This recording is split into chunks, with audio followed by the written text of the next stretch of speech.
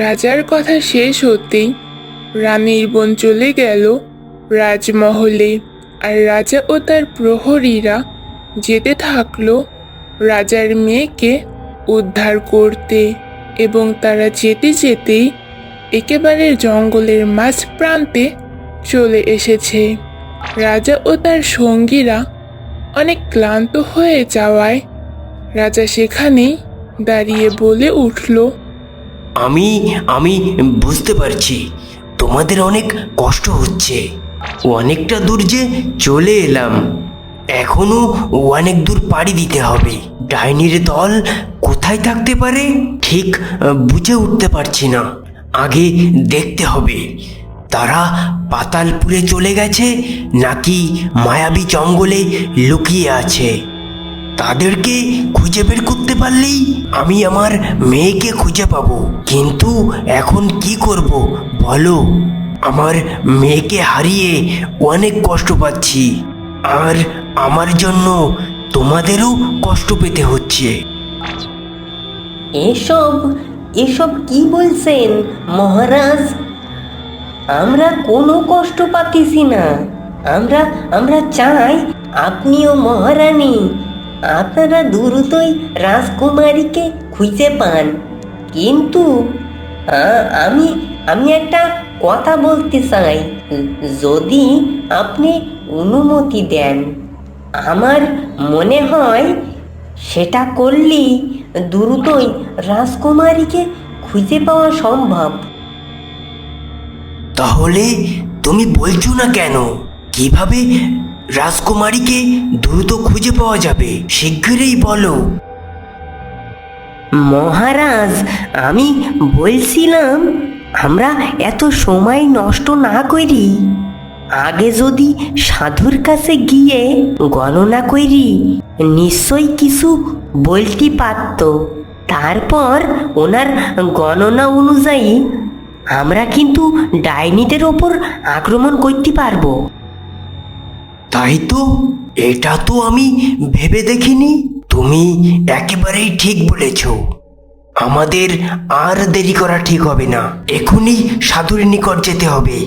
উনি গণনা করে বলতে পারবে আসলে ডাইনিরা রাজকুমারীকে কোথায় রেখেছে ও ডাইনিরা এখন কোথায় অবস্থান করতে পারে।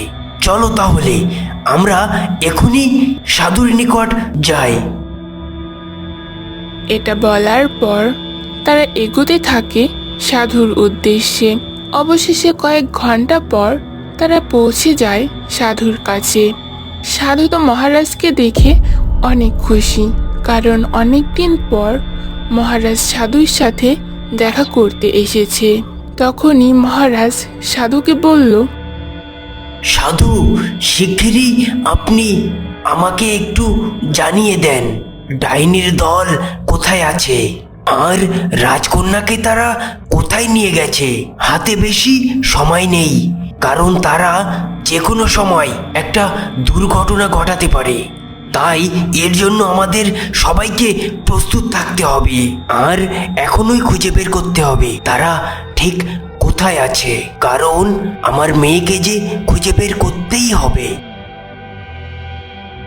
মহারাজ, আপনার মেয়ে মানে কার কথা বলছেন আপনি? আর আপনাকে এত চিন্তিত দেখাচ্ছে, বুঝতে পারছি না কিছু। নাকি কোনো বিপদের সংকেত আসতে চলেছে? কিছুই ঠিক নেই। আমার কন্যা সন্তান হয়েছিল, কিন্তু দুর্ভাগ্যবশত ডাইনিরা এসে তাকে নিয়ে চলে যায়। রাজপ্রাসাদে এত লোক থাকার পরেও কেউ কিছু জানতেও পারেনি। আপনি এখনই একটু গণনা করে বলেন ডাইনিরা আমার মেয়েকে কোথায় রেখেছে আর তারা এখন কোথায় আছে। এটা জানতে পারলেই আমি আমার মেয়েকে উদ্ধার করতে পারবো ও তাদের উপর আক্রমণ করতে পারবো। ঠিক আছে মহারাজ, আমি এখনই গণনা করে বলছি, আপনি কোনো চিন্তা করবেন না। আমি এখনই আপনাকে জানাচ্ছি। এটা বলে সাধু তার চোখ বন্ধ করে কিছু একটা পড়তে থাকলো। এভাবেই কিছুক্ষণ থাকার পর সাধু চোখ খুলে বলল, মহারাজ, আমার গণনায় যেটা দেখলাম, রাজকুমারী কোনো এক জঙ্গলের মাটির নিচে আটকে আছে, আর ডাইনিরা এখন পাতালপুরে অবস্থান করছে। কি বলছেন আপনি? তাহলে কি ওরা আমার মেয়েকে মাটির নিচে আটকে রেখেছে? আর ওরা যদি এখন পাতালপুরে থাকে, তাহলে তো ওদের এখন আক্রমণ করাও অসম্ভব। এখন আমি আমার মেয়েকে উদ্ধার করব কিভাবে? কি করে আমি এখন রাজকুমারীকে বাঁচাবো? আপনি আপনি আবার একটু ভালো করে দেখুন, সে কোথায় কিভাবে আছে, আমরা তাকে কিভাবে বাঁচাবো? আমার মেয়ে যে অনেক কষ্ট পাচ্ছে।